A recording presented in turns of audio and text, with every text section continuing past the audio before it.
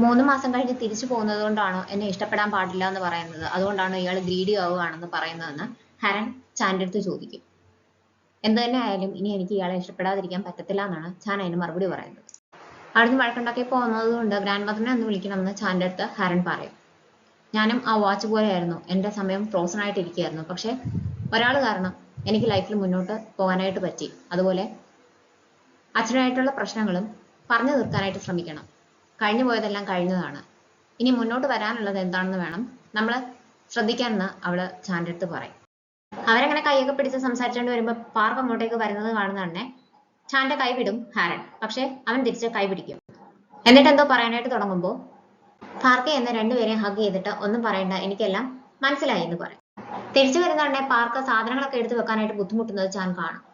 മരുന്ന് കഴിക്കാനായിട്ട് മടി കാണിക്കുന്നത് കൊണ്ടാണ് ഇങ്ങനെ സംഭവിക്കുന്നത്. അടുത്ത ആഴ്ച ചെക്കപ്പിന് പോകണം, നമുക്ക് ഒന്നിച്ചു പോകാം, എന്നെ ഒരു മോനെ പോലെ കണ്ടാൽ മതി എന്ന് ചാൻ അയാളോട് പറയും. അങ്ങനെയാണെങ്കിൽ നീയും എന്നെ അച്ഛനെ പോലെ കാണണം. നിനക്ക് എന്തെങ്കിലും ബുദ്ധിമുട്ടുണ്ടെങ്കിൽ, ആരോടെങ്കിലും ഷെയർ ചെയ്യാൻ പറ്റാത്ത കാര്യങ്ങളുണ്ടെങ്കിൽ എന്നോടത് പറയാം. എന്നെ വിശ്വാസത്തിലെടുത്തിട്ട് എല്ലാം നിനക്ക് എന്നോട് ഷെയർ ചെയ്യാമെന്ന് പാർക്ക് പറയുന്നുണ്ട്. ഹാരനെ ഡേറ്റ് ചെയ്യാണെന്നുള്ള കാര്യം ഞാൻ മറച്ചു വെക്കാൻ ശ്രമിച്ചതല്ല എന്ന് ചാൻ പറയും. ശരിക്കും നിനക്ക് അവളെ ഇഷ്ടമല്ലേ? അവളെ ഹാപ്പി ആയിട്ടിരിക്കണം എന്ന് നീ ആഗ്രഹിക്കുന്നില്ലേ എന്ന് പാർക്ക് ചോദിക്കുമ്പോൾ ഉണ്ടെന്നാണ് അവൻ മറുപടി പറയുന്നത്. അത് മാത്രം മതി, നിന്റെ ഫീലിങ്സ് സിൻസിയർ ആയിരിക്കണം എന്ന് മാത്രമേ ഉള്ളൂ എന്ന് പാർക്ക് പറയും. തിരിച്ച് വീട്ടിലെത്തി കഴിയുമ്പോൾ രണ്ടുപേരും ആ പെന്നിന്റെ കാര്യമാണ് ഓർക്കുന്നത്. US ചെന്ന് കഴിയുമ്പോൾ പഴയ ആ ഷോപ്പിൽ കോണ്ടാക്ട് ചെയ്ത് അതുപോലൊരു പെൻ ചെയ്തു തരാമോ എന്ന് ചാൻ ചോദിച്ചതിന്റെ ബാക്കിയായിട്ടാണ് അവര് അത് കൊറിയർ ചെയ്ത് കൊടുക്കുന്നത്. ഇതുവരെ ആ പെന്നിന്റെ സ്ഥാനത്ത് വേറൊന്നും അവള് വെച്ചിട്ടില്ല. എന്തുകൊണ്ടാണ് എനിക്ക് ബർത്ത്ഡേക്ക് പെൻ ഗിഫ്റ്റായിട്ട് തന്നതെന്ന് ഹാരൻ ചോദിക്കുമ്പോൾ ഇയാള് ട്രാപ്ഡ് ആയതുപോലെ തോന്നുന്നു എന്ന് പറഞ്ഞില്ലേ, എനിക്കും അങ്ങനെ ഒരു അവസ്ഥ ഉണ്ടായിരുന്നു. അപ്പോൾ എന്തെങ്കിലും ഒരു ഹോപ്പ് ഉണ്ടെങ്കിൽ നമുക്ക് മുന്നോട്ട് പോകാനായിട്ട് പറ്റും. ഈ പെൻ ഇയാൾക്ക് ആ പ്രതീക്ഷ ആകട്ടെ എന്ന് വിചാരിച്ചിട്ടാണ് ഞാനത് ഗിഫ്റ്റായിട്ട് തന്നതെന്നാണ് ചാൻ അവളോട് പറഞ്ഞിരുന്നത്. അതെല്ലാം ആലോചിച്ചിട്ട് അവള് പുതിയൊരു പെൻ എടുത്തിട്ട് ആ സ്ഥലത്ത് വെക്കും. കഴിഞ്ഞതൊക്കെ കഴിഞ്ഞു, ഇനി പുതിയൊരു തുടക്കം ആവട്ടെ എന്നാണ് അവള് വിചാരിക്കുന്നത്. ഹായൻ ഗ്രാൻഡ് മദറിനെ വെയിറ്റ് ചെയ്തിരിക്കുകയായിരുന്നു. എനിക്ക് ഉറക്കം വരുന്നു, നീ പോയി കിടന്നോളൂ എന്ന് പറഞ്ഞിട്ട് ഗ്രാൻഡ് മദർ പോകാനായിട്ട് തുടങ്ങും. ഞാനൊരു മീറ്റിങ്ങിന് വേണ്ടി പുറത്തേക്ക് പോയതാണെന്നാണ് പറയുന്നത്. പക്ഷെ അവൾ നോക്കുമ്പോൾ അങ്ങനെ ഡ്രസ്സ് ചെയ്തിട്ട് ഒരു കാരണവശാലും ഗ്രാൻഡ് മദർ ഒരു മീറ്റിങ്ങിന് പോകത്തില്ല. മുടിയിലൊക്കെ എന്തോ ഇരിക്കുന്നുണ്ട്. 2 കാലിലും 2 ചെരുപ്പിട്ടിട്ടാണ് പോയേക്കുന്നത്. എന്തോ പ്രശ്നമുണ്ടെന്ന് മാത്രം അവൾക്ക് മനസ്സിലാവും. എൻ്റെ ഒരു ഫ്രണ്ടിന്റെ കാര്യമാണ്, അവളെ ഒരാൾ ആശ്വസിപ്പിച്ചു. നടന്നു പോകുമ്പോൾ അയാളുടെ കൈ കൊണ്ട് വഴി കിടന്ന കല്ലൊക്കെ എടുത്ത് മാറ്റി കൊടുത്തു. എന്താണ് അതിന്റെ അർത്ഥം എന്ന് ടീംമേറ്റ്സിനടുത്ത് ഹായൻ ചോദിക്കും. കൂടുതൽ ആലോചിക്കാനൊന്നുമില്ല, അയാൾക്ക് അവളെ ഇഷ്ടമാണ്. ആ പെൺകുട്ടി ഇത്രമാത്രം അനലൈസ് ചെയ്യുന്നുണ്ടെങ്കിൽ നിനക്ക് തിരിച്ചും അയാളെ ഇഷ്ടമാണെന്ന് റെമി അവളോട് പറയും. അന്നേരമാണ് ടേസൂക്ക് അങ്ങോട്ടേക്ക് വരുന്നത്. ഞങ്ങൾക്ക് പരസ്പരം ഇഷ്ടമാണോ എന്ന് ആലോചിച്ചിട്ട് ഹായൻ ടേസൂക്കിനെ ഫേസ് ചെയ്യാതെ ഒരു കോള് വന്ന വ്യാജേന സംസാരിച്ചുകൊണ്ട് അവിടുന്ന് പോകും. തിരിച്ചു പോകുന്നതിന് മുമ്പ് ഗ്രാൻഡ് മദർ വന്ന് ഹാരനെയും ചാനിനെയും കാണും. ഹാരൻ അമ്മയുടെ പ്ലേറ്റ് ഗ്രാൻഡ് മദറിനെ ഏൽപ്പിക്കും. എങ്ങനെങ്കിലും ഇത് ശരിയാക്കി തരാൻ ഞാൻ ശ്രമിക്കാമെന്ന് ഗ്രാൻഡ് മദർ അവർക്ക് വാക്ക് കൊടുക്കും. പാർക്കും വന്ന് പരിചയപ്പെടും. റൂമൊക്കെ കൊണ്ടു നടന്ന് കാണിക്കാനായിട്ട് പാർക്ക് ചാൻ്റെ അടുത്ത് പറയും. അവിടെ വരുമ്പോൾ അച്ഛൻ്റെ വാച്ച് ഇരിക്കുന്നത് അമ്മൂമ്മ ശ്രദ്ധിക്കുന്നുണ്ട്. എന്തോ പറയാൻ വന്നിട്ട് അവർ വേണ്ടെന്ന് വെക്കും. അത് ചാൻ ശ്രദ്ധിക്കുന്നുണ്ട്. അമ്മൂമ്മ പോകാൻ ഇറങ്ങുമ്പോൾ കൂടെ ചെന്നിട്ട് എന്നെ അച്ഛൻ്റെ യൂണിവേഴ്സിറ്റിയുടെ ഫ്രണ്ടിൽ നിന്ന് ഇറക്കണം, എനിക്ക് ഈ വാച്ച് തിരിച്ചു കൊടുക്കാനാണെന്ന് ചാൻ പറയുന്ന കേൾക്കുമ്പോൾ അമ്മൂമ്മയ്ക്ക് സന്തോഷമാവും.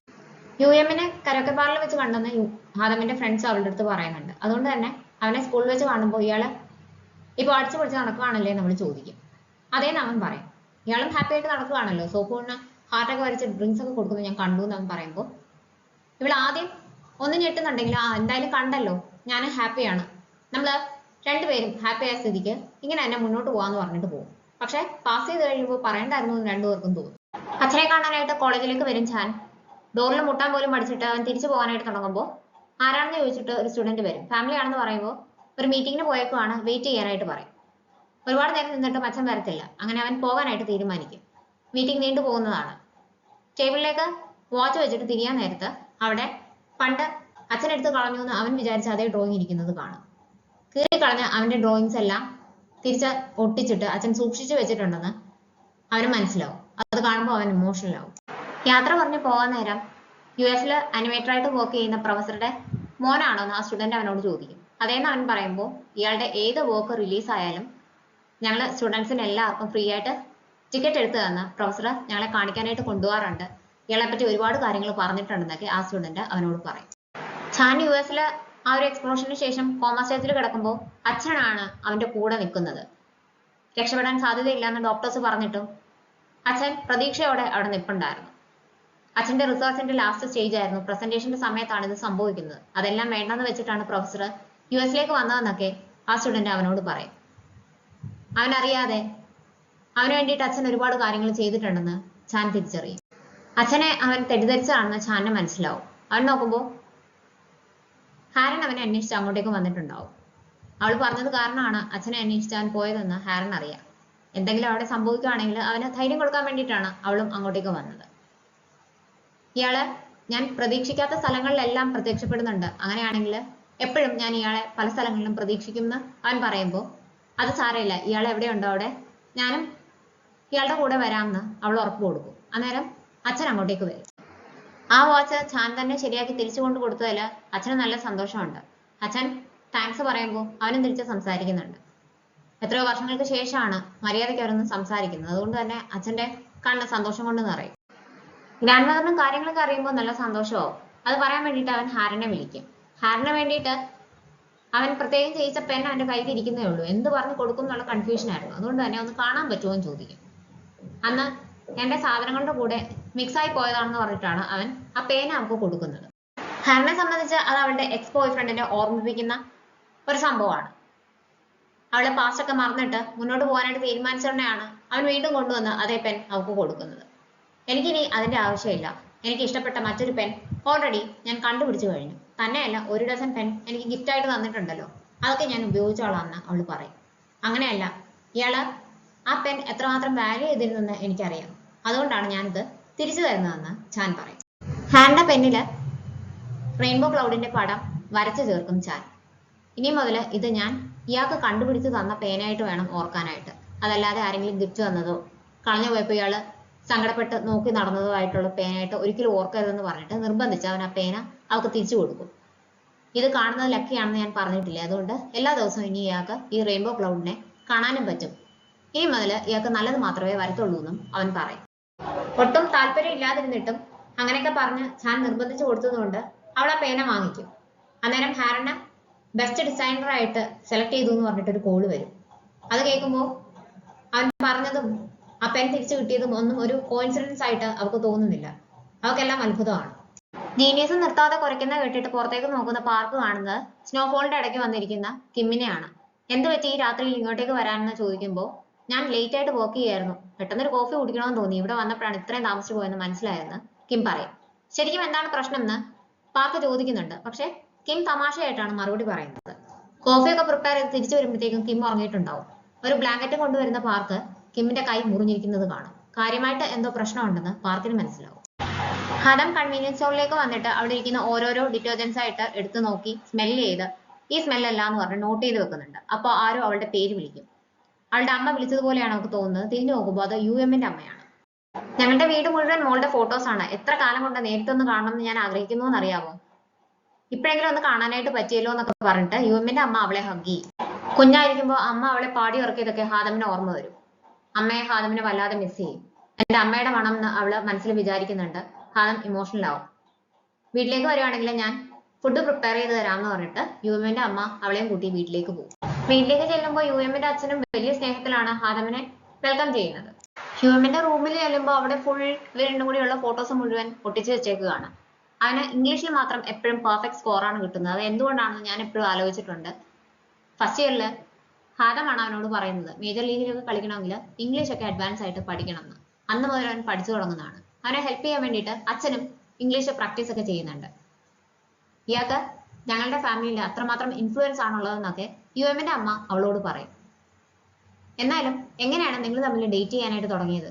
എലിമെന്ററി സ്കൂൾ മുതൽ ഹാദമിന്റെ അടുത്ത് ക്രഷ് ഉണ്ടെന്ന് യുഎം പറയുമായിരുന്നു എന്ന് അമ്മ അവളോട് പറയും. ചെറുതായിരിക്കുമ്പോൾ മുതൽ ഇവർക്ക് പരസ്പരം അറിയാം. പ്ലേ ഗ്രൗണ്ടിൽ വെച്ചിട്ട് അച്ഛനും അമ്മയും ഇല്ലാത്തതിന്റെ പേരിൽ മറ്റു കുട്ടികൾ കളിയാക്കുമ്പോൾ യുഎം ആണ് ഹാദമിനെ ഡിഫെൻഡ് ചെയ്ത് സംസാരിക്കുകയൊക്കെ ചെയ്യുന്നത്. ചെറുതിലേ മുതൽ യുഎം അവളെ നന്നായിട്ട് മനസ്സിലാക്കിയിട്ടുണ്ടായിരുന്നു എന്ന് ഹാദം തിരിച്ചറിയും. യുഎമ്മിന്റെ അടുത്ത് ഹാദമിനെയും കൂട്ടി വീട്ടിലേക്ക് വരണം എന്ന് അച്ഛനും അമ്മയും പല പ്രാവശ്യം പറഞ്ഞിട്ടുണ്ട്. അവളുടെ എൻട്രൻസ് എക്സാം കഴിയുന്നത് വരെ ഡിസ്റ്റർബ് ചെയ്യാൻ പറ്റത്തില്ല എന്നാണ് യുഎം അവരോട് പറയുന്നത്. അവൻ ആ സമയത്ത് വീട്ടിലേക്ക് തിരിച്ചു വരും. അവിടെ ഹാദമിനെ കാണുമ്പോൾ അവളെ ഒരുപാട് മിസ് ചെയ്യുന്നത് കൊണ്ട് അവൻ ഹാലൂസിനേറ്റ് ചെയ്യുന്നതാണെന്ന് യുഎം തെറ്റിദ്ധരിക്കും. അവൾ സംസാരിക്കുമ്പോഴും അത്രമാത്രം മിസ് ചെയ്യുന്നത് കൊണ്ട് സംസാരിക്കുന്നതായിട്ട് തോന്നുന്നതാണെന്ന് അവൻ വിചാരിക്കും. എന്നാ അവള് തന്നെയാണെന്ന് ഹാദം ഉറപ്പ് കൊടുത്തു. ഞാൻ സോക്ചാനെ ഡ്രിങ്ക്സ് കൊണ്ട് കൊടുത്തതൊന്നുമല്ല. എന്റെ സീറ്റിൽ ആരോ ഹാർട്ടൊക്കെ വെച്ചിട്ട് ഡ്രിങ്ക്സ് വെച്ചേക്കുന്ന കണ്ടപ്പോൾ നീയാണെന്ന് ഞാൻ തെറ്റിദ്ധരിച്ചു. സോക്ചാനാണെന്ന് അറിഞ്ഞപ്പോൾ ഞാനത് തിരിച്ചു കൊണ്ട് കൊടുക്കുകയായിരുന്നു എന്ന് ഹാദം യുഎമ്മിന്റെ അടുത്ത് പറയും. അവൻ തെറ്റിദ്ധരിച്ചാണെന്ന് യുഎമ്മിന് മനസ്സിലാവും. അതുകൊണ്ട് അപ്പോളജൈസ് ചെയ്യും. രണ്ടുപേരും പരസ്പരം അവരുടെ തെറ്റിദ്ധാരണകളൊക്കെ പറഞ്ഞ് തിരുത്തും, അപ്പോളജൈസ് ചെയ്യുകയും ചെയ്യും. പഴയ സാധനങ്ങളൊക്കെ എടുക്കുമ്പോൾ അവർ രണ്ടും കൂടി പണ്ടെടുത്ത ഒരു ഫോട്ടോ പാർക്കിന് കിട്ടും. അത് മിസ് കിമ്മിന് അയച്ചു കൊടുക്കും. ആ മരം ഇപ്പോഴും പഴയതുപോലെ അവിടെ ഉണ്ടോ എന്ന് അറിയാൻ എനിക്ക് ആഗ്രഹമുണ്ട്. അടുത്തൊരു റെസ്റ്റോറന്റ് ഉണ്ടായിരുന്നല്ലോ, നമ്മൾ സ്ഥിരം അവിടെ കഴിക്കാനായിട്ട് പോകുമായിരുന്നു. വീണ്ടും നമുക്ക് അങ്ങോട്ടേക്ക് പോയി നോക്കിയാലോ എന്ന് മിസ് കിം പാർക്കിനടുത്ത് ചോദിക്കും. അങ്ങനെ പാർക്കും ഞാനേയും കൂടി പഴയ നെയ്ബർഹുഡിലേക്ക് തിരിച്ചു ചെല്ലുകയും ഷോപ്പിംഗ് നടത്തുകയും ആ റെസ്റ്റോറന്റിൽ നിന്ന് കഴിക്കുകയൊക്കെ ചെയ്യും. അവിടെ ഇരിക്കുമ്പോൾ മിസ് കിമ്മിനെ തിരിച്ചറിഞ്ഞ കുട്ടികൾ വരികയും ഓട്ടോഗ്രാഫ് ചോദിക്കുകയും ഫോട്ടോസ് എടുക്കുകയൊക്കെ ചെയ്യുന്നുണ്ട്. അവര് പാർക്കിനെ കാണുന്നുണ്ടേ മിസ് കിമ്മിന്റെ ഹസ്ബൻഡായിട്ട് തെറ്റിദ്ധരിക്കും. ആള് നല്ല ഹാൻസം ആണല്ലോ എന്ന് പറയുമ്പോൾ പാർക്ക് തിരുത്താനായിട്ട് പോകുന്നുണ്ടേ പിന്നല്ലാതെ ഹാൻസം ആയിട്ടുള്ള ആളുകളെ അല്ലാതെ ഞാൻ നോക്കുമെന്നൊക്കെ കിം തമാശയായിട്ട് അവരുടെ അടുത്ത് പറയുമ്പോൾ പാർക്ക് ഒന്നും മിണ്ടാതെ അവരെ നോക്കും. റെമി പറഞ്ഞതൊക്കെ മനസ്സിലുള്ളത് കൊണ്ട് ടേസുകനെ കാണുമ്പോൾ അവൻ സ്ലോ മോഷനിൽ നടന്നു വരുന്നതായിട്ടൊക്കെ ഹായങ്ങിന് തോന്നും. ഇന്ന് ഫ്രീ ആണോ എന്ന് ചോദിക്കുമ്പോൾ ഡേറ്റിന് പോകാനായിട്ട് വിളിക്കുകയാണെന്ന് അവള് തെറ്റിദ്ധരിക്കും. ഹായങ് പറഞ്ഞ മെറ്റീരിയലിന്റെ കാര്യം ഡിസ്കസ് ചെയ്യാൻ വേണ്ടിയിട്ട് ഒരു മീറ്റിംഗ് സെറ്റ് ചെയ്യുകയാണ്. അതിന് വേണ്ടിയിട്ടാണ് പോകാമെന്ന് അവൻ പറയുന്നത്. അതിനുശേഷം വൈൻ കുടിക്കാനായിട്ട് അവളെ ക്ഷണിക്കുന്നതൊക്കെ ഹായങ് ആ സമയം കൊണ്ട് സങ്കല്പിച്ചു കൂട്ടും. ബെസ്റ്റ് ഡിസൈനറുടെ അവാർഡ് വാങ്ങാനായിട്ട് പോകുമ്പോഴാണ് മറ്റൊരാളുമായിട്ട് ഷെയർ ചെയ്യുകയാണെന്ന് ഹാരണ മനസ്സിലാകുന്നത്. അത് അവളുടെ പണ്ടത്തെ സീനിയറാണ്, എക്സ് ബോയ് ഫ്രണ്ടിന്റെ ചേച്ചിയാണ്. രണ്ടുപേരും പഴയ കാര്യങ്ങളൊക്കെ ഓർക്കും. ഒരു ബർത്ത്ഡേക്ക് ഒരു റെസ്റ്റോറന്റ് ഒക്കെ ബുക്ക് ചെയ്ത് വെച്ചിട്ടുണ്ടായിരുന്നു ചേച്ചി അനിയന് വേണ്ടിയിട്ട്. എന്തോ ജോലി തിരക്ക് വരുമ്പോൾ കേക്കൊക്കെ കൊടുത്ത് ഹാരണയാണ് അനിയന്റെ അടുത്തേക്ക് പറഞ്ഞു വിടുന്നത്. അന്ന് ആദ്യമായിട്ടാണ് അവർ തമ്മിൽ കാണുന്നത്. അതിനുശേഷം അനിയൻ ഹാരന് വേണ്ടിയിട്ട് ഗിഫ്റ്റ് ഒക്കെ ചേച്ചിയുടെ കയ്യിൽ കൊടുത്തു വിടാനായിട്ട് തുടങ്ങും. അധികം താമസിക്കാതെ അനിയൻ ഹാരനെ ഇഷ്ടമാണെന്ന് പറയുകയാണ്. അങ്ങനെയാണ് അവളുടെ ബോയ് ഫ്രണ്ട് ആവുന്നത്. ജോലി തിരക്ക് കാരണം അവൻ യുഎസിലേക്ക് പോകുമ്പോൾ യാത്രയാക്കാനായിട്ട് ചെല്ലാൻ പോലും പറ്റുന്നില്ല ഹാരന്. അവിടെ ചെന്ന് കഴിയുമ്പോഴും ഹാരന്റെ തിരക്ക് കാരണം കമ്മ്യൂണിക്കേഷൻ ഒക്കെ കുറവാണ്. ഇങ്ങനെ പോവുകയാണെങ്കിൽ നിന്റെ ബോയ് ഫ്രണ്ട് നിന്നെ കളഞ്ഞിട്ട് പോകുന്ന ഹായങ് ഹാരന്റെ അടുത്ത് പറയുന്നുണ്ട്. അങ്ങനെയാണെങ്കിൽ ഞാനത് ഡിസേർവിംഗ് ആണെന്ന് ഹാരൻ അവളോട് പറയും. അതെന്ത് മറുപടിയാണ്? നിനക്ക് നിന്റെ ബോയ് ഫ്രണ്ടിനെ ഇഷ്ടമല്ലേ എന്ന് ചോദിക്കുമ്പോൾ പിന്നെ എന്റെ ബോയ് ഫ്രണ്ട് അല്ലേ എന്നാണ് ഹാരൻ തിരിച്ചു ചോദിക്കുന്നത്. അങ്ങനെയല്ല, നീ ശരിക്കും അവനെ ഇഷ്ടപ്പെടുന്നുണ്ടോ എന്ന് ഹായങ് അവളോട് ചോദിക്കുന്നുണ്ട്. സീനിയർ വീണ്ടും വന്ന് ഹാരന്റെ അടുത്ത് സംസാരിക്കുന്നുണ്ട്. നീ ഇത്രയും വർഷം എങ്ങനെയായിരുന്നു, എവിടെയായിരുന്നു എന്നൊക്കെ എനിക്ക് അന്വേഷിക്കണമെന്നുണ്ടായിരുന്നു. പക്ഷെ കുറ്റബോധം കാരണം എനിക്ക് കോണ്ടാക്ട് ചെയ്യാൻ പറ്റിയില്ല എന്ന് സീനിയർ പറയുമ്പോൾ എന്തിനാണ് കുറ്റബോധം എന്ന് അവൾ ചോദിക്കുന്നുണ്ട്. അതിന് സീനിയർ മറുപടി പറയുന്നില്ല. ലാബിൽ വെച്ച് അപകടം പറ്റിയത് കൊണ്ട് കൈക്കൊരു സർജറി വേണ്ടി വന്നു. അങ്ങനെയാണ് കുറെ നാൾ കോണ്ടാക്ട് ചെയ്യാതിരുന്നതെന്നൊക്കെ ചേച്ചി പറയുന്നതാണ് അവൾ അറിയുന്നത്. അവളോട് പറഞ്ഞിരുന്നത് ഫോൺ കേടാണ്, ലാബിൽ നല്ല ബിസിയാണ്, അതുകൊണ്ട് എനിക്ക് എപ്പോഴും മെസ്സേജ് അയക്കാൻ പറ്റത്തില്ല എന്നായിരുന്നു. ഇയാളെ വിഷമിപ്പിക്കണ്ടെന്ന് വിചാരിച്ചിട്ട് അവൻ പറയാതിരുന്നതായിരിക്കും എന്ന് പറഞ്ഞിട്ട് ചേച്ചി അവളെ ആശ്വസിപ്പിക്കും. അത് ആലോചിച്ചുകൊണ്ടാണ് അവൾ അവിടെ നിന്ന് ഇറങ്ങുന്നത്. അവളെ വെയിറ്റ് ചെയ്ത് ബൊക്കെയൊക്കെ ആയിട്ട് കൺഗ്രാജുലേറ്റ് ചെയ്യാൻ വേണ്ടിയിട്ട് ചാൻ അവിടെ നിൽപ്പുണ്ടാവും. മുഖം കാണുമ്പോൾ എന്തോ വിഷമമുണ്ടെന്ന് അവന് മനസ്സിലാവും. പക്ഷെ ഒന്നുമില്ല എന്നാണ് അവൾ പറയുന്നത്. അവൻ അവളെയും കൂട്ടി അവിടുന്ന് ഫോട്ടോ ബൂത്തിലേക്കാണ് പോകുന്നത്. അതിനുശേഷം അവൾ ഒറ്റയ്ക്ക് പോയ റെസ്റ്റോറന്റിലേക്കും കൊണ്ടുപോകുന്നുണ്ട്. ഹോസ്പിറ്റലിലേക്ക് വരുമ്പോൾ ഇതേ ഹോസ്പിറ്റലിലാണോ നേരത്തെയും ചെക്കപ്പിന് വന്നോണ്ടിരുന്നതെന്ന് ചാൻ പാർക്കിന്റെ അടുത്ത് ചോദിക്കും. നേരത്തെ അന്ന് വയ്യാതെ വന്നപ്പോൾ വേറെ ഹോസ്പിറ്റലിലേക്കാണ് അവൻ കൊണ്ടുപോയിരുന്നത്. അവിടെ തന്നെ ഇങ്ങോട്ടേക്ക് റെഫർ ചെയ്തതാണെന്ന് പാർക്ക് പറയുമ്പോൾ ഞാൻ പണ്ടിവിടെ ചികിത്സയ്ക്ക് വന്നിട്ടുണ്ടെന്ന് ചാൻ അയാളോട് പറയും. ലിഫ്റ്റിൽ കയറുമ്പോൾ പഴയ ആ മെറ്റൽ ബ്രേസ്ലെറ്റിന്റെ കിലുക്കം ചാൻ തിരിച്ചറിയും. ആ പെൺകുട്ടിയുടെ പുറകെ ഇവൻ ചെല്ലുന്നുണ്ട്. പക്ഷെ അവളെ കാണാൻ പറ്റത്തില്ല. റിസൾട്ടുമായിട്ട് തിരിച്ചു വരുന്നുണ്ട്. എന്തിനാണ് പകുതിക്ക് വെച്ച് ഇറങ്ങിയതെന്ന് പാർക്ക് ചോദിക്കുന്നുണ്ടെങ്കിലും അവൻ മറുപടി പറയത്തില്ല. അവൻ അവിടെ ഇരുന്നിട്ട് ആ ഹോസ്പിറ്റലിലെ ഡോക്ടേഴ്സിന്റെ ലിസ്റ്റ് ഒക്കെ എടുത്ത് നോക്കുന്നുണ്ട്. ഒരു ലീ സുജിനെ മാത്രമേ അവന് കാണാൻ പറ്റുന്നുള്ളൂ. ശരിക്കും ഈ സുജിൻ അവിടെ ന്യൂറോളജി ഡിപ്പാർട്ട്മെന്റിൽ റെസിഡന്റ് ആയിട്ട് പുതിയതായിട്ട് ജോയിൻ ചെയ്തതാണ്. അതുകൊണ്ടാണ് അവന് സെർച്ച് ചെയ്യുമ്പോൾ കിട്ടാതിരുന്നത്. ഇവനെ ഓൾറെഡി സുജിന് അറിയാമല്ലോ. പാർക്കിന്റെ അടുത്ത് സംസാരിച്ചിട്ട് ഇവൻ പാസ് ചെയ്ത് പോകുമ്പോൾ സുജിൻ അവനെ തിരിച്ചറിയും. അവന്റെ പുറകെ പോകാനായിട്ട് തുടങ്ങുന്നതുകൊണ്ടാണ് അവർക്ക് റൗണ്ട്സിന് പോകേണ്ട സമയമാകുന്നത്. അതുകൊണ്ട് തന്നെ അവർക്ക് പോയി സംസാരിക്കാനായിട്ട് പറ്റുന്നില്ല. മെറ്റീരിയലിന്റെ കാര്യം ഡിസ്കസ് ചെയ്യാൻ വേണ്ടിയിട്ട് ഒരാളുമായിട്ട് അവർ മീറ്റ് ചെയ്യും. മീറ്റിംഗ് എല്ലാം കഴിഞ്ഞു കഴിയുന്നതുകൊണ്ടാണ് അയാള് ടേസുക്കിന്റെ ജൂനിയർ ആണെന്ന് പറയുന്നത്. ഇത് നേരത്തെ പറയാൻ പാടില്ല എന്ന് എന്നോട് പറഞ്ഞിട്ടുണ്ടായിരുന്നു. ഇയാള് അൺകംഫർട്ടബിൾ ആയാലോ എന്ന് വിചാരിച്ചിട്ടാണ് പറയാതിരുന്നത്. എന്തായാലും ഇതുമായിട്ട് മുന്നോട്ട് പോകാൻ തീരുമാനിച്ചാൽ എനിക്ക് സന്തോഷമുണ്ടെന്ന് പറഞ്ഞിട്ട് അയാൾ ബിസിനസ് കാർഡ് കൊടുക്കും. എനിക്ക് ഇയാളെ പറ്റി കൂടുതൽ അറിയാൻ താല്പര്യമുണ്ട്. നമുക്ക് രണ്ടുപേർക്ക് മാത്രമായിട്ട് വൈൻ കുടിക്കാനായിട്ട് പോയാലോ എന്ന് അയാളാണ് ഹായങ്ങിന്റെ അടുത്ത് ചോദിക്കുന്നത്. ഞാൻ പോട്ടെ എന്ന് ഹായങ് ടേസൂക്കിന്റെ അടുത്ത് ചോദിക്കുമ്പോൾ ഞാനിതിൽ അഭിപ്രായം പറയേണ്ട കാര്യമില്ല, ഇയാൾക്ക് ഇഷ്ടമുള്ളവർക്ക് ചെയ്തോളാൻ അവൻ പറയും. ടേസൂക്കിന് ഇഷ്ടമാണെന്നാണല്ലോ ഇവള് വിചാരിച്ചു വെച്ചേക്കുന്നത്. അപ്പോൾ അങ്ങനെ ഒരു റിപ്ലൈ കൊടുക്കുമ്പോൾ ഹായങ്ങിന് സ്വാഭാവികമായും ദേഷ്യം വരും. പുറകെ ചെന്നിട്ട് ഞാൻ പോട്ടേന്ന് വീണ്ടും ചോദിക്കുമ്പോൾ അവൻ വീണ്ടും ഇത് തന്നെയാണ് പറയുന്നത്. അതുകൊണ്ട് തേസുക്കിന്റെ ഫ്രണ്ടിൽ വെച്ചിട്ട് അയാളെ ഫോൺ ചെയ്ത് എനിക്ക് വരാൻ സമ്മതമാണെന്ന് അവള് പറയും. തേസുക്ക് ഒന്നും മിണ്ടാതെ കാറും എടുത്ത് പോകും. കുറെ സൈഡ് ഡിഷസ് ഒക്കെ പ്രിപ്പയർ ചെയ്ത് കൊടുത്തിട്ട് എക്സാം കഴിഞ്ഞ് വീണ്ടും വരണം എന്ന് പറഞ്ഞിട്ടാണ് യുഎമ്മിന്റെ അച്ഛനും അമ്മയും ഹാദമിനെ യാത്രയാക്കുന്നത്. ഞാൻ കുഞ്ഞായിരിക്കുമ്പോൾ ഉപയോഗിച്ചിരുന്ന ഒരു ബ്ലാങ്കറ്റ് ഇപ്പോഴും സൂക്ഷിച്ചു വെച്ചിട്ടുണ്ട്. അതിന്റെ മണം എനിക്ക് എന്റെ അമ്മയുടെ മണമായിരുന്നു. അത് ഏതോ ഡിറ്റർജന്റിന്റെ മണമാണെന്ന് വിചാരിച്ചിട്ട് ഞാൻ കൺവീനിയൻസ് സ്റ്റോറിൽ പോയിട്ട് അതേ സ്മെല്ല് ഏതിനാണെന്ന് കണ്ടുപിടിക്കാനായിട്ട് ശ്രമിച്ചുകൊണ്ടിരിക്കുകയായിരുന്നു. പക്ഷെ ഇന്ന് ഇയാളുടെ അമ്മ വന്ന് എന്നെ ഹഗ് ചെയ്തപ്പോൾ എനിക്ക് ആ മണം തിരിച്ചറിയാനായിട്ട് പറ്റി. അതൊരു അമ്മയുടെ മണമാണെന്ന് എനിക്ക് അപ്പോഴാണ് മനസ്സിലായതെന്നൊക്കെ അവള് യുഎമ്മിന്റെ അടുത്ത് ഷെയർ ചെയ്യും. എത്ര നല്ല ഫാമിലിയാണ് നിങ്ങളുടേത്. ആ ഒരു ഫാമിലിയിലേക്ക് വരികയാണെങ്കിൽ ഞാൻ ഇന്ന് ഹാപ്പി ആയിട്ടിരിക്കുമെന്ന് എനിക്കറിയാം. ഇയാളെ പരിചയപ്പെട്ടപ്പോഴെല്ലാം എങ്ങനെയാണ് ഇയാൾ ഇത്രയും നല്ല സ്വഭാവത്തിൽ വന്നതെന്ന് ഞാൻ എപ്പോഴും ആലോചിക്കുമായിരുന്നു.